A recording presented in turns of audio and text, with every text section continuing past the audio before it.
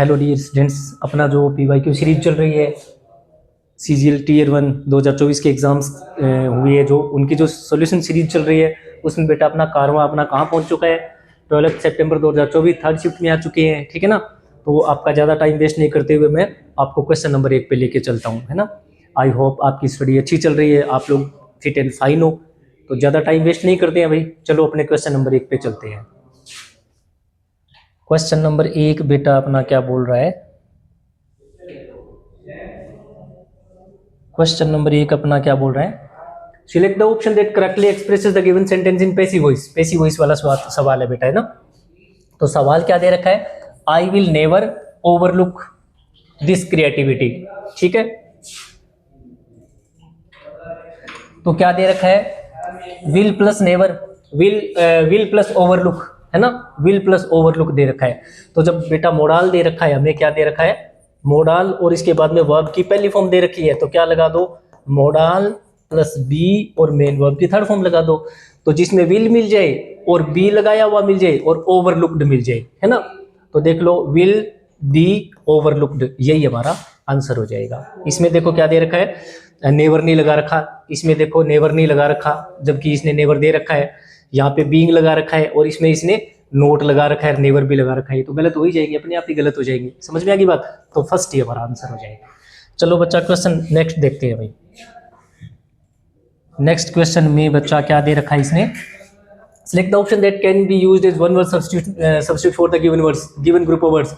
a place एक जगह where birds are kept, जहां पक्षी रखे जाते हैं, जू चिड़ियाघर, ठीक है ना।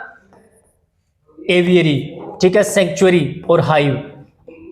बेटा जिसमें जहां पर पक्षी रखे जाते हैं ना उसको एवियरी बोलते हैं, एवियरी। एवियरी से एक दो शब्द और बताता हूं, एविएशन, जैसे एविएशन, ठीक है ना। एविएशन किसको बोलते हैं, जो विमान उड़ाने की कला होती है ना, हवाई जहाज उड़ाने की जो कला होती है उसको एविएशन बोलते हैं। एवी किससे बना हुआ शब्द है, उड़ने से, और पक्षी भी क्या काम करते हैं, उड़ते ही तो है। तो उत्तर हमारा ये बन जाएगा। जू कौन सी जगह होती है, a place where birds and animals are kept, जहां पर पक्षी और एनिमल्स रखे जाते हैं। किस लिए, आर कैप्ट किस लिए, to look at by people, लोगों के दिखाने के लिए, एग्जीबिशन के लिए रखे जाते हैं, वो जो होता है। सेंचुरी किसको बोलती है अभी, सेंचुरी, सेंचुरी किसको बोलते हैं, सेंचुरी होती है ए प्लेस वेयर बर्ड्स, जहां पर पक्षी, एंड एनिमल्स आर प्रोटेक्टेड, जहां पर बर्ड्स भी हो सकते हैं, एनिमल्स भी हो सकते हैं, और यहां पर की तक की प्रीडेटर्स भी हो सकते हैं, प्रीडेटर्स भी। प्रीडेटर्स किसको बोलते हैं, जंगली जो मतलब शिकारी होती है ना, शिकारी जानवर होते हैं, उनको प्रीडेटर्स बोलते हैं। और लोग भी हो सकते हैं, इनको क्या किया जाता है, आर प्रोटेक्टेड, जहां पर उनको संरक्षण दिया जाता है, जहां पर उनको सुरक्षित रूप से रखा जाता है, तो वो सेंचुरी होती है। हाइव किसको बोलते हैं, जहां मधुमक्खियां। अच्छा एक बात और सुनो, सेंचुरी का यूज आदमी के लिए भी हो सकता है। जैसे कोई आदमी है, उसके पीछे पुलिस लगी हुई है और उसको हमने प्रोटेक्शन दे रखा है किसी जगह पे, तो उसके लिए भी अपन सेंचुरी का यूज कर सकते हैं। हाइव आपको पता ही है क्या होता है, मधुमक्खियों का छाता, बी हाइव, बी हाइव मधुमक्खियों का छाता। अच्छा हाइव का एक मतलब और भी होता है, कोई ऐसी जगह जहां पर दुनिया जहां के लोग काम में व्यस्त हो, तो क्या हो जाएगा, ए प्लेस एक जगह, वेयर पीपल लोग, आर है ऑक्युपाइड, ऑक्युपाइड जहां पर लोग काम में, हाईली ऑक्युपाइड है, बहुत ज्यादा बिजी है काम में, हाईली ऑक्युपाइड है, ठीक है ना। अगर किसी कंपनी में एक साथ 100-200 एम्प्लॉय काम लगी है, 5-400, तो वो किसकी तरह घूम रहे हैं वहां पर, मधुमक्खियों की तरह, इसलिए उसको हाइव भी बोल सकते हैं, ठीक है ना। तो बेटा हमारा आंसर इसमें क्या हो जाएगा भाई, a place where birds are kept, birds है तो एवियरी हो जाएगा। बेटा मधुमक्खियां रखने की जगह ना, जैसे ये बी हाइव है, वैसे एपियरी भी बोलते हैं उसको, एपियरी भी बोलते हैं। किस लिए रखी जाती है मधुमक्खियां, मधुमक्खियों का पालन किया जाता है शहद के लिए, ठीक है ना। किसके पर्पज से, जैसे मतलब खेती वगैरह करते हैं ना, तो उसी प्रकार जो मधुमक्खियों का पालन होता है उसको एपियरी बोलते हैं, और पक्षियों वाला क्या हो जाएगा, एवियरी हो जाएगा, ठीक है। चलो बच्चा क्वेश्चन नंबर 3 देखते हैं अभी। क्वेश्चन नंबर 3 में क्या दे रखा है, क्वेश्चन नंबर 3 में दे रखा है, select the most appropriate antonym, किसका, कैटास्ट्रोफिक। कैटास्ट्रोफिक का मतलब होता है संकट, आपदा, मुसीबत, कैलेमिटी, एपोकलिप्स, एपोकैलिप्स, ठीक है ना, परडिशन, परडिशन, ठीक है ना, PER परडिशन। इसके अलावा एक शब्द होता है इसके लिए पोग्राम, ठीक है, एनिहिलेशन, एनिहिलेशन, डिस्ट्रक्शन, डिस्ट्रक्शन, ये सारे के सारे बेटा किसके नाम होते हैं? विनाश, संकट, डिजास्टर भी बोल सकते हैं इसको अपन, क्या बोल सकते हैं? डिजास्टर भी बोल सकते हैं। इन सभी का मतलब क्या होता है? कैटेस्ट्रोफी, आपदा, मुसीबत, संकट, ठीक है ना। तो उल्टा क्या हो जाएगा? इसने पूछा है उल्टा, उल्टा है तो क्या हो जाएगा भाई? सक्सेस हो जाएगा। एक तरफ तो संकट और मुसीबत है और एक तरफ हमें क्या मिल रही है? सफलता मिल रही है, ठीक है।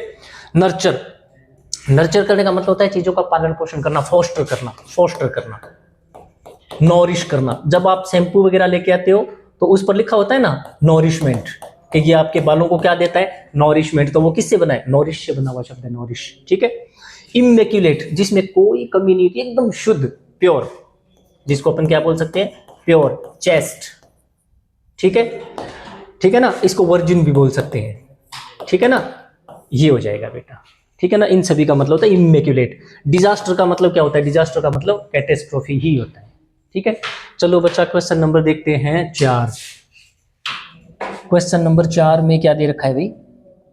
क्वेश्चन नंबर 4 में इसने दे रखा है select the most appropriate option that can substitute the underline segment. Underline किए हुए सेगमेंट को हमें क्या करना है? सब्स्टिट्यूट करना है, बदलना है अंडरलाइन किए हुए पार्ट को।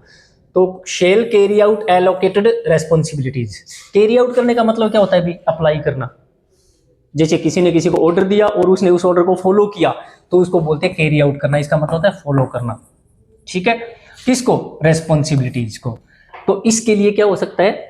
अगर आप कोई रेस्पॉन्सिबिलिटीज को कैरी आउट करते हो, कैरी आउट करते हो रेस्पॉन्सिबिलिटीज को, तो आपने को जो कोई जिम्मेदारी दी गई थी आपने उसको मानना है या मतलब नहीं मानना है? आपने उसको मानना है ना। रेस्पॉन्सिबिलिटीज, रेस्पॉन्सिबिलिटीज, तो आपने मतलब मानने का मतलब, कैरी आउट करने का मतलब आपने क्या किया? उसको छोड़ दिया या एग्जीक्यूट किया? आपने उसको एग्जीक्यूट किया, ठीक है ना। और रेस्पॉन्सिबिलिटीज को अपन क्या बोल सकते हैं? ड्यूटीज। तो assign duties, execute the assign duties. इसका मतलब ये बन जाएगा कि वो क्या किया जाएगा? उसको फिर एग्जीक्यूट किया जाएगा। असाइन मतलब जो आपको सौंपी गई है ड्यूटीज है, तो ड्यूटीज, ड्यूटीज का मतलब ही क्या होता है? ड्यूटीज का मतलब होता है रेस्पॉन्सिबिलिटीज। कैरी आउट करने का मतलब क्या होता है? कैरी आउट करने का मतलब होता है एग्जीक्यूट करना। कैरी आउट करने का मतलब भी आपको कोई बात बोली उसको आपने उसको फॉलो किया। एग्जीक्यूट करने का मतलब भी आपने उसको अप्लाई किया, ठीक है ना। तो बच्चा यही हमारा आंसर हो जाएगा। चलो भाई 5 नंबर क्वेश्चन देखते हैं। 5 नंबर क्वेश्चन में दे क्या रखा है? Select the most appropriate option to fill in the blank. Fill in the blank, अपने को यहां पर कोई ब्लैंक दे रखा है, तो दे क्या रखा है इसने? आफ्टर ईयर्स ऑफ फाइट्स, सालों की लड़ाई के बाद, विद हिज नेबर राम, अपने नेबर राम के साथ सालों की लड़ाई के बाद, शेखर ने क्या किया? डिसाइड किया होल्ड आउट करेंगे। किसको होल्ड आउट करेगा? एंड इनवाइटेड राम, और उसने राम को इनवाइट कर लिया फॉर टी, चाय के लिए। सालों तक लड़ाई चली और फिर इसने राम ने क्या किया? चाय पे बुला लिया। शेखर ने क्या किया? निश्चय कर लिया कि मैं राम को चाय पे बुला लूं। तो वो क्या करेगा भाई? झगड़ा बढ़ाएगा कि झगड़ा मिटाएगा?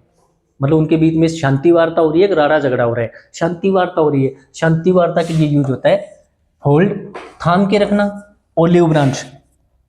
पहले क्या होता था? जब कोई राजा महाराजाओं में लड़ाई होती थी तो अगर एक राजा लड़ाई नहीं करना चाहता था, एक राजा लड़ाई नहीं करना चाहता था तो वो अपने किसी दूत को ओलिव पेड़ की टहनी देके भेज देता था दूसरे राजा के दरबार में। तो जिससे दूसरा राजा क्या समझ जाता था कि ये आदमी शांति रखना चाहता है, ये लड़ाई नहीं करना चाहता। तो होल्ड ओलिव ब्रांच का मतलब होता है to make peace, to make peace, शांति स्थापित करना, ठीक है। ट्रूस, जिसको अपन क्या बोल सकते हैं? ट्रूस, जिसको अपन बोल सकते हैं पीस ट्रीटी।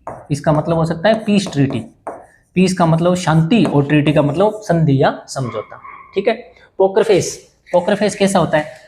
ऐसा चेहरा जिसको देखकर पता ही नहीं लग सकता कि बंदा सुख मतलब खुशी है इस बंदे को या दुख है, तो उसके चेहरे को देखकर कोई जांच ही नहीं की जा सकती। Inscrutable face, inscrutable face. स्क्रूट का मतलब होता है जांचना, और इंस्क्रूट मतलब जिसकी कोई जांच ही नहीं हो सकती कि बंदा हैप्पी है या अपसेट है ना। तो इंस्क्रूटेबल फेस यानी जिसके चेहरे पर कोई भाव नहीं है, ठीक है ना। एक्सप्रेशनलेस फेस मतलब एक्सप्रेशन लेस, और फेस का मतलब चेहरा, ऐसा चेहरा जिस पर कोई भाव नहीं आ रहे, ठीक है ना, तो उसको बोलते हैं पोकर फेस। अच्छा, इसके बाद में दे रखा है comparing apples to orange. Apple कुछ और है, ऑरेंज कुछ अलग है, और उनकी आपस में तुलना कर रहे हो, तो to compare totally different things. Compare करना, लेकिन कैसी चीजों के बीच में, टोटली डिफरेंट थिंग्स के बीच में कंपेयर करना। चिप ऑन शोल्डर, जैसे आपके किसी बंदे से कोई कहा सुनी हो गई, अब आपने उस बंदे को डिसाइड कर लिया कि इस बंदे के साथ तो मुझे कभी आज के बाद अच्छे रिश्ते रखने ही नहीं है, तो आपने एक तरह से उस बंदे के कंधे पर क्या लगा दिया, चिप लगा दिया, मतलब उसको टारगेट कर लिया कि मुझे इससे तो शांति रखनी नहीं है, कभी मुझे इसके साथ बात ही नहीं करनी। तो चिप ऑन शोल्डर का मतलब होता है मन में शिकायत लेके बैठ जाना, टू बेयर ए गर्ज। गर्ज का मतलब होता है शिकवा, शिकायत, ठीक है ना, या रिजेंटमेंट। रिजेंटमेंट, बेयर का मतलब पाल लेना, गर्ज शिकायत, रिजेंटमेंट मतलब गुस्सा, फॉर समबडी, फॉर समबडी, किसी बंदे के लिए आपने मन में गुस्सा शिकायत पाल ली कि नहीं तेरे से तो बात ही नहीं करनी, तो आपने उसके कंधे पर एक तरह से क्या लगा दी, चिप लगा दी, ठीक है ना। चलो बच्चा क्वेश्चन नंबर 6 देखते हैं भाई। क्वेश्चन नंबर 6 में क्या दे रखा है, select the incorrectly spelled word, गलत स्पेलिंग वाला। सेंटेनरी, सेंटेनरी किसको बोलते हैं, साल में एक बार होने वाला, ठीक है ना, जिसको सेंटेनियल भी बोल सकते हैं, सेंटेनियल, सेंटेनियल, जिसको अपन सेंचुरी भी बोल सकते हैं, सेंचुरी, ठीक है ना। साल में एक बार होता है तो एनुअल, साल में 2 बार या 2 साल में एक बार होता है तो बाईएनियल, ठीक है ना, 3 वाला है तो ट्राई हो जाएगा, ठीक है ना। तो सेंटेनियल हो जाएगा, सेंटेनियल क्या हो जाएगा बच्चा, 100 साल में एक बार होने वाला, या 100 रन होते हैं तो उसको सेंचुरी बोलते हैं ना। कंज्यूमरिस्ट, चीजों को कंज्यूमर करने वाला, भोगवादी आदमी, कंज्यूमर का मतलब उपभोग करना, और कंज्यूमरिस्ट है तो भोगवादी आदमी, ठीक है ना। कैपिटलिस्ट, पूंजीवादी आदमी, जो कहता है कि ज्यादा से ज्यादा पैसे कमाओ बस, वो कैपिटलिस्ट होते हैं। सोशलिस्ट कौन होते हैं, जो ये चाहते हैं कि पूंजी का समान वितरण होना चाहिए समाज में, वो सोशलिस्ट होते हैं। कंटेम्प्टिबल, ये गलत हो गया बेटा, कंटेम्प्ट होता है, ये होता है कंटेम्प्ट, CONTEMPT, कंटेम्प्ट का मतलब होता है घृणा, और इबल का मतलब घृणा के लायक, कैसी चीज जिससे घृणा की जानी चाहिए, तो क्या हो जाएगा, डिटेस्टेबल, डिटेस्टेबल घृणास्पद। डेस्पिकेबल, डेस्पिकेबल का मतलब भी घृणास्पद, डेस्पिकेबल, ठीक है ना। रिप्रीहेंसिबल, रिप्रीहेंसिबल, इसका मतलब भी, डिसगस्टिंग का मतलब भी क्या हो जाएगा, घृणास्पद हो जाएगा, ठीक है ना। तो ये अच्छे शब्द है, डिटेस्टेबल हो गया, डेस्पिकेबल हो गया, ठीक है ना, और डिटेस्टेबल हो गया, डेस्पिकेबल हो गया, रिप्रीहेंसिबल हो गया, इन सभी का मतलब क्या होता है, कंटेम्प्टिबल, जिन चीजों को घृणा की जाए, क्योंकि ये शब्द बना किसी कंटेम्प्ट से, और कंटेम्प्ट का मतलब ही क्या होता है, डिसगस्ट या घृणा, डिसगस्ट। ओके, तो बच्चा हमारा यही आंसर हो जाएगा। इसमें क्या होना चाहिए बेटा, यू नहीं होना चाहिए, यू नहीं होना चाहिए, यू नहीं होना चाहिए। देखो कंटेम्प्ट में क्या लिखा है मैंने, CONTEM और PT, ये हो जाएगा, ठीक है। तो बच्चा यही हमारा आंसर हो जाएगा। चलो अभी क्वेश्चन नंबर 7 चेक करें। क्वेश्चन नंबर 7 में क्या दे रखा है इसने, select the most appropriate antonym of the underline word in the given sentence. दिए हुए सेंटेंस में हमें एंटोनिम बताना है, दिए हुए शब्द का जो अंडरलाइन कर रखा है, अंडरलाइन किया हुआ वर्ड है उसको। तो स्ट्रोंग का मतलब होता है मजबूत, मजबूत का उल्टा क्या हो जाएगा, कमजोर, कमजोर बताने के लिए इनमें से कौन सा शब्द बेटा बताने की जरूरत नहीं है, ये रहा। माइटी का तो मतलब ही शक्तिशाली होता है। पोटेंट, इसका मतलब हो सकता है पोटेंट, इसका मतलब होता है पावरफुल, इसका मतलब हो सकता है पावरफुल, ठीक है ना। अच्छा, कॉम्प्लिकेटेड कैसा होता है, जटिल, डिफिकल्ट टू अंडरस्टैंड, जो चीजें समझने में मुश्किल होती है, difficult to understand, difficult to understand. इसके लिए एक बढ़िया सा एक शब्द मेरे दिमाग में आया है, ओपेक, जिसको अपन क्या बोल सकते हैं, ओपेक बोल सकते हैं, ठीक है ना, ये हो जाएगा। कॉम्प्लेक्स, जिसको बोल सकते हैं अपने कॉम्प्लेक्स, जटिल चीजें, ठीक है।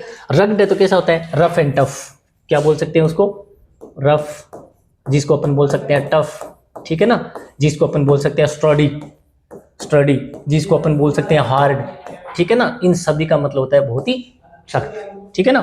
रफ एंड टफ लुक होती है ना बंदे की, रग्ड, अब जो रग्ड जींस, जींस वगैरह खरीद के लाती है तो वो कैसी होती है, फटी पुरानी, है ना, तो वैसा मतलब रफ एंड टफ होना। चलो भाई क्वेश्चन नंबर कौन सा देख लेते हैं, बता, स्ट्रॉन्ग का तो वीक हो ही जाएगा, है ना। क्वेश्चन नंबर अपन देख लेते हैं बेटा 8वां। क्वेश्चन नंबर 8 में बच्चा अपने को दे रखा है इसने, most appropriate meaning of the underline idiom. ये देखो कोई ईडियम है जिसको अंडरलाइन कर रखा है और हमें इसका अर्थ बताना है। ये तो सभी को ही पता है, when life gives you lemons, जब जिंदगी आपको लेमन्स दे तो आप उसका लेमनेड बना लो, है ना। जब आपके जिंदगी में आपके साथ कुछ हो जाए, लोचा हो जाए, तो आप उस हालातों की वजह से सरेंडर कर दो, या मतलब उन हालातों में भी बेस्ट करो अपना। तो देखते हैं इसका मतलब क्या है। Exam, earn the examination minimum maximum business, maximum business कमाना नहीं, नॉरिश हेल्थ, हेल्थ का ध्यान, नॉरिश करना नहीं, इंजॉय द मोस्ट, इंजॉय करो सबसे ज्यादा, सीजन इज ना फेवरेबल नहीं, फेवरेबल नहीं, जब हालात आपके पक्ष में नहीं होते तब की बात है कि make the best out of, make the best out of का मतलब ज्यादा से ज्यादा फायदा उठाओ, ठीक है ना, किस चीज का, डिफिकल्ट सिचुएशंस का, बस। तो यही आपका आंसर हो जाएगा। जिंदगी अगर आपको लेमन दे तो आप उसका लेमनेड बना लो, ठीक है, तो यही हमारा आंसर हो जाएगा। चलो बच्चा क्वेश्चन नंबर 9 देखते हैं अभी। क्वेश्चन नंबर 9 में क्या दे रखा है, select the most appropriate antonym of the given word. जो शब्द दे रखा है मोनोटोनस, पता ही है मोनो का मतलब एक, टोनस किससे बना है, टोन से। टोन का मतलब क्या होता है, धुन। अगर आपको रात दिन एक एक गीत की धुन सुनाई जाए तो आपको अच्छी लगेगी या बोरिंग हो जाएगी, बोरिंग। अच्छा, बोरिंग का बताना है उल्टा, बोरिंग का उल्टा क्या होता है, इंटरेस्टिंग, जो आपको मतलब पकड़ के रखे, है ना। तो ऐसी चीज को क्या बोलते हैं, एक तो है टायरसम, एक है टेडियस, एक एनग्रोसिंग और राशनल। बेटा एनग्रोसिंग बोलते हैं उसको, ग्रिपिंग, जिसको अपन क्या बोल सकते हैं, ग्रिपिंग। ग्रिप का मतलब क्या होता है, पकड़, और ग्रिपिंग क्या है, पकड़ बना के रखे, ठीक है ना। इसके अलावा इसको बोल सकते हैं, एक बढ़िया सा शब्द होता है, एक अच्छा, इंटरेस्टिंग भी बोल सकते हैं इसको, इंटरेस्टिंग भी बोल सकते हैं इसको, बिल्कुल इंटरेस्टिंग बोल सकते हैं, ठीक है ना। जो आपको एनग्रोस करके रखेगा तो वो आपको ग्रिप करके रखेगा, और वो आपको इंटरेस्ट बना के रखेगा, ठीक है। टायरसम और टेडियस दोनों एक ही जैसी होती है, long and boring, long and boring, boring चीजें, ठीक है। अच्छा, राशनल चीजें कैसी होती है, जिसमें कोई ना कोई लॉजिक होता है, लॉजिक होता है, एनालिटिकल, एनालिटिक चीजें, ठीक है, लॉजिकल चीजें, जिसको अपन बोल सकते हैं लॉजिकल चीजें, ठीक है ना। जिसको अपन बोल सकते हैं रीजनेबल, जिसमें कोई ना कोई रीजन होता है, जिसमें कोई ना कोई लॉजिक, तर्क होता है, ठीक है ना। ये हो जाएगा बेटा एनग्रोसिंग का बन, तो हमारा आंसर क्या हो जाएगा, एनग्रोसिंग। एनथ्रिलिंग भी कह सकते हैं जिसको, एनथ्रिलिंग, रोमांचक चीजें, एनथ्रिलिंग, रोमांचक चीजें हैं तो आप उसको बीच में नहीं, अगर कोई मूवी एनथ्रिलिंग है तो आप उसको बीच में नहीं छोड़ोगे, क्योंकि आप उसका में पूरी तरह से एनग्रोस हो चुके। एब्जॉर्बिंग, जिसने आपको पूरी तरह से डुबो के रखा हुआ है, एब्जॉर्बिंग, एब्जॉर्बिंग। अभी देखो इतनी देर बाद में बेहतरीन, और सब इतने शब्द लिखे, इनमें सबसे प्यारा शब्द याद आ गया, इंट्रीगिंग, इंट्रीगिंग, इंट्रीगिंग, ये सबसे प्यारा शब्द है। अगर आपने किसी मूवी का ट्रेलर देखा और वो ट्रेलर कैसा है, इंट्रीगिंग है, तो मतलब आपके मन, अरे यार पता नहीं क्या होने वाला है इस मूवी में, तो वो इंट्रीगिंग है, जो आपको जकड़ के रखता है, पकड़ के रखता है, ठीक है ना। तो एनग्रोसिंग हमारा आंसर हो जाएगा। चलो देखते हैं क्वेश्चन नंबर 10 क्या है। क्वेश्चन नंबर 10 में क्या दे रखा है, identify the incorrectly spelled word, incorrectly spelled word. You की स्पेलिंग सही है, नीड की सही है, और कॉन्शियस की स्पेलिंग गलत है। आपको हम 50 बार पढ़ चुके हैं, कॉन्शियस ये होता है कॉन्शियस, ठीक है। इसी से कॉन्शियस बन गया, इसी से कॉन्शियस बन गया, SCIOUS, कॉन्शियस, ठीक है। तो एस के बाद में बेटा सी आना चाहिए, इसने सीधा ही सी लगा रखा है, जबकि होना क्या चाहिए, SC होना चाहिए, ठीक है ना। तो ई नहीं होगा भाई इसमें, सॉरी इसमें ई नहीं होगा, SCIOUS हो जाएगा कॉन्शियस, और बेहोश है तो अनकॉन्शियस, SCIOUS, अनकॉन्शियस। कॉन्शियस का मतलब अवेयर, होश में होना, अनकॉन्शियस है तो बेहोश हो जाना, ठीक है ना। जिसको फेंटेड भी कह सकते हैं, फेंट कर जाना, फेंट, फेंट का मतलब भी बच्चा बेहोश होना होता है, ठीक है ना। ये हो जाएगा, या चीजों को लेकर अवेयर होना, और इसका मतलब अनअवेयर होना, इसका मतलब एक शब्द इग्नोरेंट होना, इग्नोरेंट, चीजों को नहीं जानना, चीजों के बारे में जानकारी ना होना, उसको इग्नोरेंट बोलते हैं। एक एरोगेंट होता है और एक इग्नोरेंट होता है। एरोगेंट होता है घमंडी, एरोगेंट होता है घमंडी, होटी आदमी। इग्नोरेंट का मतलब होता है आपको किसी चीज के बारे में पता नहीं है, आप उस चीज के बारे में अनजान हो, तो आप क्या हो, अनकॉन्शियस हो उस चीज को लेकर के, अनअवेयर हो उस चीज को लेकर के, ठीक है। तो ये हो जाएगा बेटा हमारा आंसर। इनफ की स्पेलिंग सही है, क्वेश्चन की सही है, लिसन की स्पेलिंग भी सही है, ठीक है। चलो बच्चा क्वेश्चन नंबर 11 देखते हैं। क्वेश्चन नंबर 11 में क्या दे रखा है, select the most appropriate synonym of the, synonym किस लिए, टू रिप्लेस करना है अंडरलाइन वर्ड, अंडरलाइन वर्ड को रिप्लेस करना है किसके द्वारा, सिनोनिम के द्वारा, रैप्चर्स। इससे आप क्या याद रख लो, रैप्चर याद रख लो, RAPTURE, इससे याद रख लो रफ्त, ठीक है। और TURE से याद रख लो तार, रफ्तार। जब कोई 18, 20, 22, 24 साल का युवा लड़का या लड़की गाड़ी चलाती है तेज रफ्तार में, तो उनको क्या मिलता है, दुख मिलता है, उनको मजा आता है, आनंद मिलता है। तो रैप्चर्स का मतलब होता है आनंद देने वाली चीज, आनंद देने वाली चीज है जो आपके अंदर, रैप्चर का मतलब होता है एक्सटेसी, जो आपके अंदर आनंद पैदा कर दे, एक्सटेसी, ठीक है ना। जो आपके अंदर क्या पैदा कर दे, आपके अंदर ब्लिस लेके आए, आपको आनंद आए जिस काम में, तो ऐसी चीज क्या हो जाएगी, एक्सटेटिक हो जाएगी, एक्सटेटिक, आनंददायी। टेरिफाइंग है तो कैसी हो जाएगी, हॉरिफाइंग, ड्राउनी, इसको अपन बोल सकते हैं हॉरिफाइंग, हॉरिफाइंग। ड्राउनी है तो क्या हो जाएगी, हॉरिफाइंग हो जाएगी, ऑफुल, ऑफुल, ठीक है। अपालिंग, डरावनी है तो उसको अपालिंग भी बोल सकते हैं, अपालिंग भी अपन बोल सकते हैं, अपालिंग। ठीक है। मिसलीडिंग है तो, लीड है तो आपको सही रास्ता बता रहे हैं, मिसलीड है तो गुमराह कर रहे हैं, तो इसका मतलब क्या हो जाएगा फेक, इसका मतलब हो जाएगा फॉल्स, ठीक है, गलत। इसका मतलब हो जाएगा अनट्रूथफुल, जो सच्चा नहीं है, अनट्रूथफुल जिसको अपन बोल सकते हैं। डिजास्टर्स आपको पता ही है कैसे, कैलेमिटी सर वो शब्द आए थे ना, एपोकैलिप्स, डिजास्टर, कैलेमिटी, वो सारे के सारे इससे बने हुए शब्द है। डेमोलिशन हो जाना, डिस्ट्रक्ट कर जाना, डिस्ट्रक्शन जिसको अपन बोल सकते हैं, डिस्ट्रक्शन जिसको अपन बिल्कुल बोल सकते हैं, डिस्ट्रक्शन। ठीक है ना। तो डिजास्टर का मतलब भी, डिजास्टर्स भी चीजें कैसी होती है जो डिस्ट्रक्टिव, इसका मतलब डिस्ट्रक्शन नहीं, डिस्ट्रक्टिव, क्योंकि ओ यूएस लगने से ये क्या एडजेक्टिव है, तो हमें डिस्ट्रक्शन लगा के नाउन नहीं बनाना, डिस्ट्रक्टिव बन जाएगा इसका एडजेक्टिव है वो। ठीक है ना, ये हो जाएगा। चलो बेटा क्वेश्चन नंबर 12 देखते हैं भाई। क्वेश्चन नंबर 12 में अपने को बच्चा क्या दे रखा है, इसने दे रखा है most appropriate option that can substitute the underline segment. Underline segment को हमें क्या करना है, सब्स्टिट्यूट करना है। तो ये दे रखा है भाई, है ना, हमें इसको सब्स्टिट्यूट करना है। आपको पता ही है हु के बाद में डू, डज और डिड का यूज नहीं करना, नहीं करना। सिर्फ दाई किसका यूज करना है, वर्ब का यूज करना है। इसके साथ इनका यूज तभी करना है जब साथ में नोट दे रखा हो। ठीक है ना, जैसे हु मेक्स पेंटिंग्स, पेंटिंग्स कौन बनाता है। ठीक है ना, तो अब आपको यहाँ पर डज का यूज नहीं करना, डज का यूज नहीं करना। अगर आपको ये बोलना है कि पेंटिंग कौन नहीं बनाता है, तब नोट, तब डज लगाना पड़ेगा। हु डज नॉट मेक, और आगे क्या लगा देंगे, paintings, who does not make paintings. अब हमें क्या लगाना पड़ा, डज लगाना पड़ा, क्योंकि साथ में नोट दे रखा है ना। तो आपको हु के बाद में डू, डज और डिड का यूज सिर्फ एक ही कंडीशन में यूज करना है, जब साथ में नोट दे रखा हो, है ना। इसने देखो बेटा डिड लगा रखा, नोट तो है ही नहीं, तो डिड हटाएंगे तो क्या करेंगे, इसकी सेकंड फॉर्म बना देंगे। सेकंड फॉर्म कैसे बनेगी, वाई को हटा देंगे, आई डी लगा देंगे बस। ठीक है, तो क्या हो जाएगा, हु अकम्पनीड वाला आंसर हो जाएगा, ये रहा हमारा आंसर हो जाएगा। ठीक है, चलो भाई क्वेश्चन में क्या रह गया अपना 13th, क्वेश्चन नंबर 13th में देखो क्या दे रखा है। 13th में दे रखा है sentence of a paragraph are given below in jumbled order. लो भाई पैरा जंबल आ गया बेटा, अब इनको हमें सेट करना है सही सीक्वेंस में। तो दिस पास्ट समर, दिस का मतलब इस पास्ट समर के बारे में कहीं ना कहीं कोई बात हो चुकी होगी। स्ट्रेंज लैंड्स है, एक्साइटिंग प्लेसेस है, न्यू कल्चर्स है, हैव ऑलवेज फैसिनेटेड मी। इन सारी चीजों ने मुझे क्या किया, हमेशा अट्रैक्ट किया, अट्रैक्ट किया। फैसिनेट करने का मतलब ही क्या होगा, मुझे आकर्षित करती थी ये चीजें। क्या क्या चीजें, लैंड्स हो गए, प्लेस हो गए, एक्साइटिंग प्लेसेस हो गए, कल्चर, न्यू कल्चर्स है, ये मुझे फैसिनेट करते थे। Ever since I was a little girl, I dreamed, मेरा ख्वाब था, ट्रेवलिंग ओवरसीज। तो इसमें देखो, ये देखो पर्सनल प्रोनाउन दे रखा, और इसमें भी देखो पर्सनल प्रोनाउन दे रखा, तो नेचुरल सी बात है सेंटेंस इनसे ही शुरू होगा। I got to travel to England, मुझे इंग्लैंड का मौका मिला, फ्रांस जाने का मौका मिला, स्विट्जरलैंड का मौका मिला और जर्मनी जाने का मौका मिला। तो अब मुझे बताओ पहले मौका मिलेगा इसको या पहले ये सपना देखेगी, है ना। और बात देखो कब से हो रही है, लिटिल गर्ल जब ये छोटी बच्ची थी तब से बात हो रही है। तो पहला ये सेंटेंस बन जाएगा हमारा सी, बन जाएगा पहला हमारा बन जाएगा सी। ठीक है ना। तो इसको क्या हुआ भाई, जब ये छोटी बच्ची थी तो इसको ये सपने देखा करती थी, किस चीज के, किस चीज के, कि मैं ट्रेवल करूंगी विदेश में, ओवरसीज मतलब दूसरे देशों में।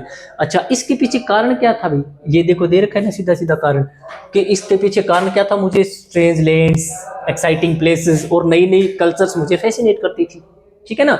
तो इसके बाद में क्या लगा दूंगा, सी के बाद में लगा दूंगा बी। फिर क्या हुआ, एक दिन मेरा सपना पूरा हो गया, माई ड्रीम कम ट्रू, मेरा सपना पूरा हो गया। और सपना पूरा हुआ तो मैंने क्या किया, सपना पूरा हुआ तो कैसे पूरा हुआ, मुझे इंग्लैंड, फ्रांस, स्विट्जरलैंड और जर्मनी जाने का मौका मिल गया। तो मैं लगा दूंगा लास्ट में D, C B A D, C B A D बच्चा, यही हमारा आंसर हो जाएगा। चलो ठीक है, देखते हैं क्वेश्चन नंबर 14। क्वेश्चन नंबर 14 में क्या दे रखा है, चेक करते हैं। Select the most appropriate synonym of the given word. Rectify, rectify करने का मतलब होता है चीजों को सही कर देना, अमेंड कर देना। अमेंड कह सकते हैं, जिसको अमेंड ये भी बोल सकते हैं, ठीक है ना, जिसको रिफॉर्म करना बोल सकते हैं, ठीक है, जिसको रिफॉर्म कर सकते हैं, जिसको करेक्ट करना बोल सकते हैं, जिसको पुट राइट करना बोल सकते हैं। पुट राइट का मतलब भी क्या होता है, चीजों को सही कर देना, ठीक है ना। एमेलियोरेट कर देना चीजों को, एमेलियोरेट कर देना चीजों को, सुधार देना, ठीक है। तो क्या हो जाएगा, सुधारने के लिए इसने सिनोनिम पूछा है बेटा, ये रहा एमेंड, सुधार देना। मार का मतलब होता है बिगाड़ देना, ब्लॉच। अच्छे कुछ एक इसके कुछ सिनोनिम लिखा रहा हूँ, ध्यान रखना। ब्लॉच कर देना, ब्लॉच कर देना, ठीक है ना। स्टेन कर देना, धब्बा लगा देना, ठीक है ना। और इसके अलावा आप क्या कह सकते हो, इसको बिगाड़ने को क्या बोल सकते हो, स्पॉइल कर देना, स्पॉइल कर देना, बिगाड़ देना, ठीक है ना, स्कार कर देना। स्कार का मतलब भी क्या होता है, दाग धब्बा, और स्टेन का मतलब भी दाग धब्बा। तो जब आप, इसका मतलब दाग धब्बे का मतलब यहाँ पर कलंक है, एक तरह से कलंक लगा देना, बिगाड़ देना, ठीक है ना, ये हो जाएगा। करप्ट है तो गलत तरीके से पैसे लेना। इसके दो मीनिंग बन सकते हैं, करप्ट के दो मीनिंग बन सकते हैं। एक तो to be involved, to be involved in illegal things, illegal things में इन्वॉल्व हो जाना। किस काम के लिए, फॉर मनी, पैसों के लिए। अगर आप पैसों के लिए, या टू डू इलीगल थिंग्स, या इसकी जगह ये भी लिख सकते हो टू डू इलीगल थिंग्स, इसकी जगह ये भी लिख सकते हो टू डू इलीगल थिंग्स, गलत काम करना। किस काम के लिए, पैसों के लिए, ठीक है ना। एक इसका मतलब ये भी हो जाता है कि कोई चीज है, कंप्यूटर वगैरह में आपको पता है ना, फाइलें करप्ट हो जाती है, तो उसमें क्या हो जाता है, कंटेनिंग चेंजेस, जिसमें चेंज आ जाए और जिसमें एरर्स भी आ जाए, या जिसमें फॉल्ट भी आ जाए, तो वो फाइलें क्या हो जाती है आपकी, करप्ट हो जाती है। फिर अपसेट का मतलब क्या हो जाता है, अपसेट का मतलब चिंतित, worried and unhappy.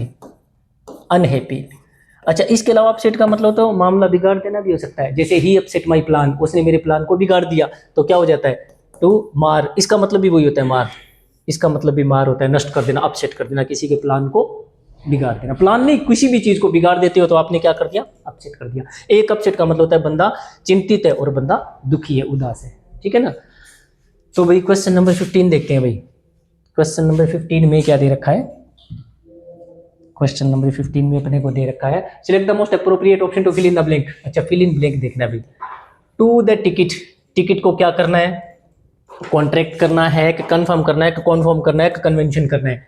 Amit had to visit, Amit को विजिट करना पड़ा ट्रेवल एजेंसी। जब आपको टिकट क्या करवानी होती है तो ट्रेवल एजेंसी में जाते हो आप, टिकट कंफर्मेशन के लिए, टिकट का कंफर्म करवाने के लिए, ठीक है ना। कंफर्म का मतलब क्या हो जाएगा, वेरीफाई हो जाएगी आपकी, वेरीफाई हो जाएगी, ठीक है ना। इसके अलावा वैलिड हो जाएगी वो चीज़ आपकी, वैलिड हो जाएगी, ऑथेंटिकेट हो जाएगा उस चीज़ का, ऑथेंटिकेट हो जाएगी। फिर आपको उस सीट से कोई बंदा उठा नहीं सकता बीच में, क्योंकि आपके पास उसका ऑथेंटिकेशन है, आपके पास उसका वेरिफिकेशन है, आपके पास उसका वैलिडेशन है, ठीक है ना।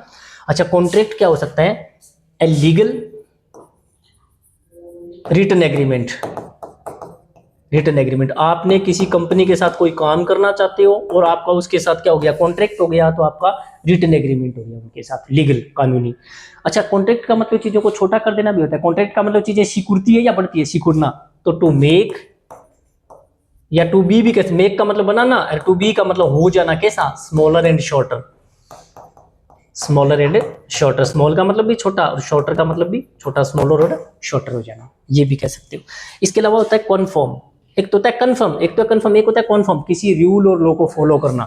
टू ओबे, ओबे का मतलब मानना, ए रूल, या जिसको अपन बोल सकते हैं ए रूल, और या फिर जिसको अपन बोल सकते हैं लॉ, या फिर आपका भी वैसा ही बिहेव करना जैसे लोग, यानी उनको लोगों को फॉलो करना।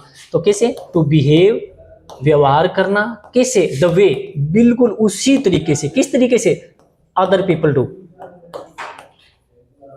या अदर लिखने की जरूरत नहीं, सीधा लिख दो पीपल डू, जैसा कि लोग करते हैं। लोग जैसा बिहेव कर रहे हैं आप भी वैसा ही बिहेव कर रहे हो, तो आप लोगों के बिहेव को क्या कर रहे हो, कॉन्फर्म कर रहे हो, कॉन्फर्म कर रहे हो। कन्वेंशन, कन्वेंशन के दो अर्थ होते हैं भाई। कन्वेंशनल स्टाइल कैसा होता है, कुछ नया या परंपराओं के अकॉर्डिंग चला आ रहा है वैसा, तो परंपराओं के अकॉर्डिंग। तो इसका मतलब क्या हो जाएगा, टू डू थिंग्स, काम करना, या टू डू थिंग्स, या बिहेव भी कह सकते हो, व्यवहार करना, कैसे, इन ट्रेडिशनल वे। ट्रेडिशनल का मतलब पारंपरिक तरीके से, इन्हें ट्रेडिशनल वे, पारंपरिक तरीके से। इसका एक मतलब, कन्वेंशन का एक मतलब और भी हो सकता है, एक बड़ी meeting, a large meeting, a large meeting, ये भी बोल सकते हो। और लार्ज मीटिंग को बेटा अपन क्या बोल सकते हैं, कॉन्फ्रेंस भी बोल सकते हैं। इसको अपन चाहें तो अपन क्या बोल सकते हैं, कॉन्फ्रेंस भी बोल सकते हैं, ठीक है ना। तो बच्चा हमारा आंसर क्या हो जाएगा, जब टिकट है तो बेटा वो कंफर्म हुई है, यही हमारा आंसर हो जाएगा, ठीक है। चलो भाई क्वेश्चन नंबर 16 देखते हैं भाई। क्वेश्चन नंबर 16 में क्या दे रखा है, चेक करते हैं। The following sentence has been divided into parts. Sentence को पार्ट्स में डिवाइड कर दिया, और इसमें कोई कंटेन एरर, जिसमें कोई ना कोई एरर है। तो my brother received his MBA degree the university last year into. अच्छा, रिसीव के साथ क्या, किसका यूज होता है, फ्रॉम। रिसीव का मतलब चीजें भेज रही हो, चीजें आपके पास आ रही है तो कम कर रही है, और कम के साथ किसका यूज होता है, फ्रॉम का, है ना। तो my brother received his MBA degree, मेरे भाई ने एमबीए की डिग्री रिसीव करी, कहाँ से, फ्रॉम द यूनिवर्सिटी से लास्ट ईयर, पिछले साल। तो बच्चा इनटू नहीं, यहाँ पर क्या लगा दो, फ्रॉम लगा दो। तो इसमें कौन सा हो जाएगा, इनटू किस में दे रखा है, इनटू वाला ये रहा, यही हमारा आंसर है। रिसीव का मतलब कोई चीज आपके पास आ रही है तो आती है तो फ्रॉम होती है, और कहीं पर जाती है तो टू होता है, गो टू होता है और कम फ्रॉम होता है। लेकिन कम का मतलब अगर पहुंचना है तो टू लगाओ, और कम कहीं से आ रहा है तो फ्रॉम का यूज करो, ठीक है। ये हो जाएगा। क्वेश्चन नंबर 17 चेक करोगे। क्वेश्चन नंबर 17 में बच्चा, sentence of a paragraph are given below in jumble order. लो भैया, जंबल ऑर्डर दे रखा है तो इसका मतलब हमें फिर से ABCD को सही सीक्वेंस में डालना है ना। यहाँ पर दे रखा है मोबाइल फोन्स और स्मार्टफोन्स, यहाँ पर इट दे रखा है, यहाँ पर इट दे रखा है, यहाँ पर इट दे रखा है। बच्चा हमें पक्का पता है नाउन प्रोनाउन वाला सेंटेंस सबसे पहले आएगा, तो सबसे पहले हम क्या लगा दें, ए को लगा देते हैं, मोबाइल फोन वाली बात। अब इसमें देखो क्या दे रखा है, इसमें वो क्या करते जा रहे हैं, बिकमिंग होते जा रहे हैं पॉपुलर। इसमें लिखा है पॉपुलर, ठीक है। अच्छा, इसमें देखो क्या लिखा है, हार्म्स, नुकसान करते हैं। इसमें लिखा है नुकसान करते हैं, यानी नुकसान कर रहे हैं। इसमें क्या लिखा है आगे, most widely used means of communication, यानी कम्युनिकेशन का साधन है। ये क्या चीज है, कम्युनिकेशन का साधन है, ठीक है, कम्युनिकेशन का साधन है। चौथे में क्या दे रखा है, अफोर्डेबल है और अवेलेबल है। अफोर्डेबल है, अफोर्डेबल है जिसको आम आदमी आसानी से अफोर्ड कर सकता है। अब देखो, पॉपुलर होना अच्छी बात है, कम्युनिकेशन का साधन है तो अच्छी बात है, अफोर्डेबल होना अच्छी बात है, यानी तीनों के तीनों ये और ये तीनों कैसे सेंस दे रहे हैं, गुड सेंस वाले शब्द है। कैसे सेंस दे रहे हैं, गुड सेंस वाले है। और ये इकलौता है जो नेगेटिव सेंस दे रहा है इसके बारे में, जो क्या बोल रहा है कि ये हमें नुकसान पहुंचाता है बहुत सारे तरीके से। तो जो पॉजिटिव सेंस वाले हैं उनको एक साथ रखो, नेगेटिव सेंस वाले को सबसे लास्ट में ले जाओ। तो बच्चा शुरू किससे होगा, ए से, और एंड किससे करेगा, बी से। देख लो, शुरुआत एंड से कर जाए और शुरुआत ए से कर जाए, शुरुआत ए से कर जाए ये रहा, और एंड किससे कर जाए, एंड बी से कर जाए, तो बच्चा ये रहा बी सबसे लास्ट में, यही हमारा आंसर हो जाएगा। आपको पता है ये वाला और ये वाला तीनों मोबाइल फोन के बारे में पॉजिटिव सेंस में बात बता रहे हैं, और ये वाला नेगेटिव सेंस में दे रहा है, तो नेगेटिव सेंस वाले को सबसे एंड में ले जाएंगे अपने, है ना। यही हमारा आंसर हो जाएगा भाई। चलो क्वेश्चन नंबर 18 देखते हैं भाई। क्वेश्चन नंबर 18 में बच्चा क्या दे रखा है, चेक करो। One word substitute for the given phrase. हमें कोई फ्रेज दे रखी है, हमें उसकी जगह एक शब्द से काम चलाना पड़ा है। इनकेपेबल, इनकेपेबल, तो इसकी जगह अनेबल भी लिख सकते थे, आप चाहते तो इसकी जगह अनेबल भी लिख सकते थे। किस काम में, डिफीट नहीं किया जा सकता। और बच्चा इसमें कॉन्कर्ड भी लिखा जा सकता है, इसमें आप कॉन्कर्ड भी लिख सकते हो। डिफीटेड जिसको हराया नहीं जा सकता, और कॉन्कर्ड है तो जिसको जीता नहीं जा सकता। अब जिसको हराया नहीं जा सकता, जीता नहीं जा सकता, बात तो एक ही होगी ना, वो अपने आप में आदमी कैसा है, अजय। अजय, जिसको जीता नहीं जा सकता। और बेटा जीता जा सकता तो अपन उसको हिंदी में बोलते हैं जे। तो इसके लिए किसको बोलते हैं, invincible. Invincible, that which can not be. अगर इनको हटा दूं तो फिर मुझे इधर से इन हटाना पड़ेगा और इधर से अन हटाना पड़ेगा। मतलब केपेबल ऑफ बीइंग डिफीटेड या एबल टू बीइंग डिफीटेड, जिसको हराया जा सकता है, तो फिर बच्चा वो इनविंसिबल नहीं होता बल्कि वो विंसिबल बन जाता है, जिसको जीता जा सकता है, ठीक है ना। इनविजिबल, जिसको देखा नहीं जा सकता। That which can not be seen, that can not be seen, बच्चा जिसको देखा नहीं जा सकता। क्योंकि ये बना हुआ, इससे बने हुए और शब्द देखो, विजन। विजन का मतलब भी क्या होता है, दृश्य, ठीक है ना। विजिबिलिटी, विजिबिलिटी, धुंध आती है, कोहरा आता है तो एरोप्लेन उड़ाना मुश्किल हो जाता है क्योंकि विजिबिलिटी कम हो जाती है। विजिबिलिटी का मतलब भी देखना होता है, ठीक है ना। अच्छा, अगर जिसको देखा जा सकता है अगर नोट हटा दूं तो फिर इसके आगे से इन हट जाएगा, फिर वो विजिबल बन जाएगा, ठीक है। अनअवॉइडेबल, अवॉइड का मतलब बचना, और एबल है तो लायक, और अन है तो जिससे बचा नहीं जा सकता। तो कैसा कारण है, अपरिहार्य कारण, जिसको आप स्टॉप नहीं कर सकते, जिसको आप प्रिवेंट नहीं कर सकते, जिससे आप अवॉइड नहीं कर सकते। तो इसका मतलब है that which can't be, can not be avoided, जिसको आप अवॉइड नहीं कर सकते, अवॉइड नहीं कर सकते, जिसको आप क्या नहीं कर सकते, प्रिवेंट नहीं कर सकते, जिस चीज को घटित होने से आप रोक नहीं सकते। बेटा इसके लिए ये शब्द भी यूज होता है, इनएल्यूक्टेबल। इनएल्यूक्टेबल दूसरा और चौथा दोनों एक ही है, ठीक है ना। इसके लिए आप एक शब्द यूज कर सकते हो, बहुत प्यारा सा शब्द है, इनएविटेबल, अपरिहार्य। इनएविटेबल, जिसको आप रोक नहीं सकते, जो होकर ही रहेगा, ठीक है ना। आप जिसको क्या बोल सकते हो, सर्टन बोल सकते हो। आप जिसको क्या बोल सकते हो, श्योर बोल सकते हो। सर्टन, श्योर और इनएविटेबल, इन सभी का मतलब होता है ऐसा काम और ऐसा कारण और ऐसा कार्य कि जो होके ही रहेगा, जिसको आप रोक नहीं सकते, ठीक है ना। तो क्या हो जाएगा बच्चा हमारा, जिसको जीता नहीं जा सकता, तो इनविंसिबल हो जाएगा, ठीक है। चलो अभी क्वेश्चन नंबर 19 देखते हैं। क्वेश्चन नंबर 19 में बच्चा आपने को क्या दे रखा है, पैसिव वॉइस है ना। Select the option that correctly express the following sentence in passive voice, passive voice बनाना है, ठीक है। तो हु दे रखा है बच्चा, तो क्या बनाना पड़ेगा, बाई हुम। अगर आपका एक्टिव किससे शुरू हो रहा है, एक्टिव किससे शुरू हो रहा है, हु से, तो आपका पैसिव किससे बनेगा, पैसिव किससे बन जाएगा, बाई होम से बन जाएगा, बाई होम से बन जाएगा, ठीक है ना। और लास्ट में चिन्ह कौन सा जाएगा, क्वेश्चन मार्क। अब एक बात सुनो, कोई भी WH वर्ड आ जाए तो तुरंत बाद में हेल्पिंग लगाओ और उसके बाद में मेन वर्ब लगाओ, ठीक है ना। नहीं सॉरी, हेल्पिंग वर्ब लगाओ, इसके बाद में सब्जेक्ट लगाओ और इसके बाद में मेन वर्ब लगाओ, क्योंकि इंटेरोगेटिव सेंटेंस में सब्जेक्ट होता है वो हमेशा हेल्पिंग और मेन वर्ब दोनों के बीच में होता है। कोई भी सेंटेंस अगर इंटेरोगेटिव है तो उसमें सब्जेक्ट कहाँ होगा, हेल्पिंग वर्ब और मेन वर्ब दोनों के बीच में होगा, है ना। तो देखो यहाँ पर क्या दे रखा है, बाई होम तो दे ही रखा है, सभी में बाई होम दे रखा है, लेकिन बाई होम के तुरंत बाद में क्या आएगा, हेल्पिंग वर्ब। हेल्पिंग वर्ब क्या आएगी, जब वर्ब की सेकंड फॉर्म दे रखी है तो या तो वो हो जाएगा और या वर आएगा, ठीक है ना। अच्छा, अब करना क्या है, सब्जेक्ट कौन बन जाएगा, यू बन जाएगा, क्योंकि जो वर्ब से बाद में है वो ऑब्जेक्ट है, लेकिन अब की बार वो क्या बनने वाला है, सब्जेक्ट बनने वाला है। तो देख लो वर यू लिखा हुआ आ जाएगा, वही बन जाएगा, वर यू दे रखा, ये देखो वर यू दे रखा, ठीक है ना। हालांकि वर्ब के बाद में है तो ये यहाँ पर कौन था, वो ऑब्जेक्ट था, लेकिन अब ये क्या बनने वाला है, सब्जेक्ट बनने वाला है, क्योंकि एक्टिव से पैसिव बनाते हैं तो क्या होता है, जो सब्जेक्ट है वो ऑब्जेक्ट बन जाता है और जो ऑब्जेक्ट है वो सब्जेक्ट बन जाता है। तो यहाँ पर वर यू बन जाएगा और इनवाइट की थर्ड फॉर्म में वो क्या हो जाएगी, इनवाइटेड हो जाएगी, यही हमारा आंसर हो जाएगा। हाँ, एक बात तो आपको मैं अब इसी पेपर में इसी सॉल्यूशन बनाते टाइम बता चुका हूँ, आपको हु के साथ 3 हेल्पिंग वर्ब लगाना जरूरी नहीं है। हु के बाद डू, डज और डिड, ये 3 हेल्पिंग वर्ब लगाना जरूरी नहीं है। आप सीधी इन इसके बाद में आप सीधी मेन वर्ब लगा सकते हो। इन तीनों का यूज एक ही कंडीशन में करना है, जब इनके साथ नोट दे रखो, अदरवाइज आपको इन तीनों का यूज नहीं करना होता, ठीक है ना। तो by whom were you invited to this party. अच्छा, यहाँ पर एक चीज और बताना चाहूंगा, हो सकता है किसी सेंटेंस में, हो सकता है किसी सेंटेंस में आपको ये बाई होम सबसे लास्ट में लिखा हुआ मिल जाए, बाई होम ये भी लिखा हुआ मिल सकता है, लेकिन 1% चांस है, 1% चांस है बाई होम सबसे लास्ट में भी लिखा हुआ मिल सकता है, ठीक है ना।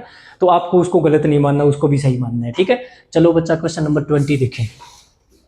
क्वेश्चन नंबर अपने देखते हैं 20। The following sentence has been divided into 4 segments. Sentence को 4 टुकड़ों में बांट रखा है। Identify the segment contains an error, जिसमें कोई ना कोई एरर दे रखी हो। He replied in a dry tone, ouch, I will not work for you anymore. मैं आपके लिए वो और काम नहीं करूंगा, ठीक है ना। ouch ये किसके लिए होता है बेटा, पेन के लिए, ठीक है ना। आपका सिर कोई दीवार से टकरा जाए या मतलब कहीं पे लग जाए, ठीक है ना, या इसे कोई चिकोटी काट दे, तो दर्द के लिए बोला जाने वाला शब्द होता है ouch, ठीक है ना। तो इसमें आगे कोई पेन और पेन की बात थोड़ी ना हो रही है, यहाँ पर कोई दर्द की बात थोड़ी ना हो रही है। ये बंदा तो ऐसे बोल रहा है मैं तो अब काम नहीं करूंगा कोई भी, ठीक है ना, अब आपके लिए और काम नहीं करूंगा, तो इसमें ये आउच का यूज यहाँ पर बच्चा गलत हुआ है, तो यही पार्ट हमारा गलत हो जाएगा, ठीक है ना। चलो क्वेश्चन नंबर 21 देखते हैं भाई। क्वेश्चन नंबर 21 में अपने को क्या दे रखा है, क्वेश्चन नंबर 21 में तो भैया जी अपने को दे रखा है क्लोजेस्ट। क्लोजेस्ट का मतलब 21 से 25 तक बचे हुए 500 के 500 सेंटेंस हमें इसी में मिल जाएंगे, है ना। तो देखो क्या दे रखा है, Gandhi father of Indian nation, ठीक है ना। ये देखो फादर दे रखा है और इसके बाद में ओव दे रखा है, तो इस ओव के कारण हमें यहाँ पर क्या लगाना पड़ेगा, दे लगाना पड़ेगा। तो इसमें देखो कहाँ पर दे रखा है, ये रखा, ये देखो दे रखा। Gandhi the father of the Indian nation, जो कि भारत के राष्ट्र के पिता है। प्रैक्टिस्ड अहिंसा, उन्होंने किसका फॉलो किया, अहिंसा का, in his personal and political life, अपने व्यक्तिगत जीवन में भी अपने पॉलिटिकल जीवन में भी। ही फर्मली बिलीव्ड, उनको पक्का विश्वास था, फर्मली का मतलब पक्का, उनको पक्का विश्वास था that non violence is not meant merely for Monks, उनको पक्का विश्वास था कि नॉन वायलेंस है वो सिर्फ मॉन्क्स, सेंट्स और प्रिस्ट्स के लिए नहीं है, इट इज फॉर कॉमनर्स, ये आम लोगों के लिए भी है। नॉन वायलेंस है ना हिंसा, वो सिर्फ साधु संतों के लिए नहीं, वो कॉमनर्स के लिए भी। कॉमन का मतलब आम आदमी, कॉमनर का मतलब आम आदमी हो गए। If violence is the law, अगर वायलेंस है वो नियम है, किनका, ऑफ द हाँ किनका, बीस्ट। अब बीस्ट कौन होते हैं, वाइल्ड एनिमल, वाइल्ड एनिमल जंगली जानवर, वाइल्ड एनिमल्स होते हैं ना बच्चा, जंगली जानवर, उनको बोलते हैं बीस्ट। तो बीस्ट के लिए पहले क्या लिखो, इनमें से बीस्ट कहाँ मिलेगा, forest living, life, forest lived और अलाइव। अलाइव का मतलब तो जीवित होता है, ये तो आएगा नहीं। लाइफ का मतलब जीवन होता है, ये आएगा नहीं। तो फॉरेस्ट लिविंग या फॉरेस्ट लिव्ड, इन दोनों में से फॉरेस्ट लिविंग आएगा, क्योंकि अगर बात प्रेजेंट की हो रही है कि वो तो अभी भी रहती है जंगलों में, तो आईएनजी लगा दूं, और अगर वो पुरानी बात है तो फिर इसमें थर्ड फॉर्म लगा दो। जैसे एजुकेटेड पीपल, मतलब वो इस टाइम पे एजुकेशन ग्रहण कर रहे हैं या पहले से शिक्षा ग्रहण कर चुके हैं, तो एजुकेटेड लगाना पड़ेगा। रिटन एग्रीमेंट, उसको राइटिंग एग्रीमेंट क्यों नहीं कह सकता, मैं रिटन क्यों बोलता हूं, क्योंकि वो एग्रीमेंट पहले से लिखा जा चुका है, पास्ट में वो लिखा जा चुका है, इसलिए वो रिटन है, ठीक है ना। और यहाँ पर ये 20 ये क्या कर रहे हैं, पहले रहते थे या अब भी रह रहे हैं, प्रेजेंट में भी, तो प्रेजेंट में रह रही है, तो यहाँ पर लगा दो फास्ट लिविंग लिख दो, ठीक है। रनिंग ट्रेन क्यों बोल सकता हूँ मैं, रनिंग ट्रेन क्यों बोल रहा हूँ, क्योंकि मैं जिस टाइम पे ये सेंटेंस बोल रहा हूँ उस टाइम पे प्रेजेंट में वो ट्रेन मुझे चलती हुई दिखाई दे रही है, इसलिए मैं रनिंग ट्रेन बोल सकता हूँ, मूविंग ट्रेन बोल सकता हूँ उसको, ठीक है ना। तो क्या हो जाएगा, फॉरेस्ट लिविंग, जंगल में रहने वाले। तो इसने क्या लिखा है, वॉयलेंस किसका नियम है, कानून है, जंगल में रहने वाले जंगली जानवरों का। Non violence is the law of the civilised human species, और जो नॉन वॉयलेंस है ये किसका नियम है, सभ्य जातियों का। ह्यूमन स्पीसीज का सिविलाइज्ड है तो सभ्य, जंगली नहीं है जो, ठीक है ना। The spirit of the brute, एक जंगली जानवर की आत्मा, ब्रूट का मतलब जंगली जानवर, इसके लिए एक अच्छा सा शब्द होता है फेरल, फेरल का मतलब भी जंगली जानवर, सैवेज भी हो सकता है। इज इनएक्टिव, जंगली जानवर है उसकी ब्रूट आत्मा क्या होती है, निष्क्रिय होती है, उसकी आत्मा जागृत नहीं होती, सो रही होती है। एंड सो इसलिए ही नोज नो लो, इसलिए उसको किसी नियम का पता नहीं होता। He knows only physical might, इसलिए उसको सिर्फ और सिर्फ शारीरिक शक्ति का पता है। अगर आपके साथ कोई पंगा ले तो उसको पीट दो, बस मार दो उसको, क्योंकि उसकी आत्मा जागी भी नहीं है, ठीक है ना। The dignity of a man, एक आदमी की डिग्निटी रिक्वायर्स ओबीडियंस, अगर एक आदमी में डिग्निटी है तो उसको आज्ञा का पालन करना पड़ेगा। हायर लेवल, हायर लो, एक ऊंचे कानून का। स्ट्रेंथ ऑफ स्पिरिट, आत्मा की शक्ति का। अगर जागा हुआ आदमी है तो उसमें आत्मा की शक्ति को उसको फॉलो करना पड़ेगा, ठीक है। Gandhi said ahimsa to Gandhi ji meant that one should love all, Gandhi ji के अनुसार सभी को सभी से प्रेम करना चाहिए, इवन एनिमीज। अब वो एनिमीज किसके भी देखते हैं, इवन एनिमीज, दुश्मनों को भी। तो अब यहां पर देखो क्या लिखा है, दैट कंजंक्शन आ गया ना, दैट कंजंक्शन आ गया, तो यहां पर सब्जेक्ट कौन है, वन है, ये री हेल्पिंग वर्ब, ये री मेन वर्ब, सब्जेक्ट कौन है, वन है। तो लव कौन कर रहा है, वन, तो फिर वो एनिमी किसके होंगे, वो एनिमी भी तो वन के ही होंगे ना, तो वन के एनिमीज होते हैं वो क्या हो जाएंगे, वंस हो जाएंगे। अगर सेंटेंस के शुरुआत में कौन आ जाए, वन आ जाए, तो थ्रू आउट, शुरू से अंत तक हमें वन से बना हुआ शब्द यूज करना पड़ेगा। जैसे one should love one's country, one should love one's elders या पेरेंट्स, ठीक है ना। तो सेंटेंस के शुरू में वन आ गया तो मुझे अंत तक, यहां तक मुझे किसका, वन का यूज करना पड़ेगा, ठीक है ना। तो गांधी जी बोलते थे वन शुड लव, एक आदमी को प्यार करना चाहिए, इवन वंस एनिमीज, अपने दुश्मनों से भी प्यार करना चाहिए। आगे दे रखा है इसने, and the expression of love, और अभिव्यक्ति प्रेम की, अहिंसा की, should be in such a manner, इस तरीके से होनी चाहिए दैट इट इंप्रेसेस, की ये इंप्रेस कर दे, इट्स इंडेलिबली, जिसका निशान मिट ना पाए, upon the so called enemy, दुश्मन पर भी उसका प्रभाव पड़ जाए, इतने अच्छे तरीके से अहिंसा प्रेम का प्रदर्शन करो। And then the enemy must return, और फिर एनिमी आपको बदले में देगा दैट लव, जब दुश्मन से प्यार करोगे तो दुश्मन भी बदले में आपको प्यार रिटर्न करेगा। It is a practically philosophy. अब प्रैक्टिकली के साथ क्या लिखे भी देखो, प्रैक्टिकली के साथ हमें क्या लिखना पड़ेगा, it is a practically philosophy. Gandhi was realistic, Gandhi के साथ में था, रियलिस्टिक था, फेंकू था या मतलब रियल बात करने वाला आदमी था, रियल बात करने वाला आदमी था। और जब किसी बंदे ने रियल बात करी है, सच्ची बात करी है, तो उसकी फिलोसफी कैसी है, सिर्फ शब्दों पर आधारित है या प्रूव हो चुकी है, प्रूव हो चुकी है, प्रमाणित हो चुकी है। तो प्रूव तो होगा नहीं, क्योंकि यहाँ पर ये फिलोसफी शब्द है, ये क्या चीज है, नाउन है। नाउन से पहले हमें किसका यूज करना है, एडजेक्टिव का, तो ये तो वर्ब है, ये तो वर्ब है। अप्रूव्ड का मतलब होता है किसी से अनुमोदन करवा लेना, किसी चीज का कंफर्म करवा लेना, तो यहाँ पर कंफर्म करवाने की बात थोड़ी हो रही है। जैसे मैंने कोई एप्लीकेशन लेटर लिखा और मेरे लेटर एप्लीकेशन है वो क्या अप्रूव हो गया, तो उसको समर्थन मिल गया, स्वीकृति मिल गई, तो वहां पर ये बात थोड़ी ना हो रही है। प्रूविंग, प्रूव करने वाला, और प्रूवन मतलब जो पहले से प्रूव हो चुका है, तो हमें यहाँ पर क्या चाहिए, थर्ड फॉर्म चाहिए। जैसे भूली बिसरी भाषा है तो उसको क्या बोलेंगे, फॉरगॉटन लैंग्वेज। पिघले हुए धातु है तो क्या यूज करेंगे, मोल्टन मेटल्स, ठीक है ना। तो यहाँ पर जो ईएन लगा हुआ शब्द है ना, ईएन लगा हुआ शब्द एक्चुअल में ये किसका काम कर रहा है, एडजेक्टिव का। डूबा हुआ जहाज है तो उसको क्या बोलेंगे, संकन शिप। तो जिसके लास्ट में ईएन लग जाता है ना, वर्ब के थर्ड फॉर्म में ईएन लगा होता है, वो एडजेक्टिव का काम करता है। तो यहाँ पर ये कैसी फिलोसफी है, गांधी जी की फिलोसफी कैसी है, प्रूवन। प्रूवन का मतलब जो जिसको साबित किया जा चुका है, जिसको सिद्ध किया जा चुका है, ठीक है ना। गांधी वॉज रियलिस्टिक, गांधी जी सत्यवादी थे। ही बिलीव्ड, उसको विश्वास था, that non violence provides the fullest protection, की नॉन वायलेंस है वो आपको क्या देती है, प्रोटेक्शन देती है। टू वन सेल्फ रिस्पेक्ट, इससे आदमी का सेल्फ रिस्पेक्ट बचा रहता है। एंड सेंस ऑफ ह्यूमर, इससे आदमी का सेंस ऑफ ह्यूमर भी जिंदा रहता है, बचा रहता है। इट वोंट वर्क, ये काम नहीं करेगी। इन द डिफेंस ऑफ, अगर आप बचाना चाहते हो, अहिंसा से आप बचा नहीं सकते, किसको बचा नहीं सकते, एंड के बाद में इमोरल दे रखा है, इमोरल दे रखा है तो अच्छी बात है बुरी बात है? मोरल तो नैतिक चीज होती है, मोरलिटी तो नैतिकता होती है, और इमोरल है तो अनैतिक हो गया, बुरा हो गया। तो हमें इसके पहले वाला जो शब्द है वो भी बुरा वाला चाहिए। तो गेन कैसा गेन होगा फिर उसमें, देखो गेन कैसा होगा फिर वो बताओ, गेन कैसा हो जाएगा फिर वो? गेन है वो रेलिवेंट, रेलिवेंट का मतलब तो प्रासंगिक होता है, सही होता है। अगर आप कोई रेलिवेंट बात कर रहे हो तो आप मुद्दे पे टू द पॉइंट बात कर रहे हो, टू द मेन टॉपिक बात कर रहे हो आप, तो सही हो आप तो, ठीक है ना।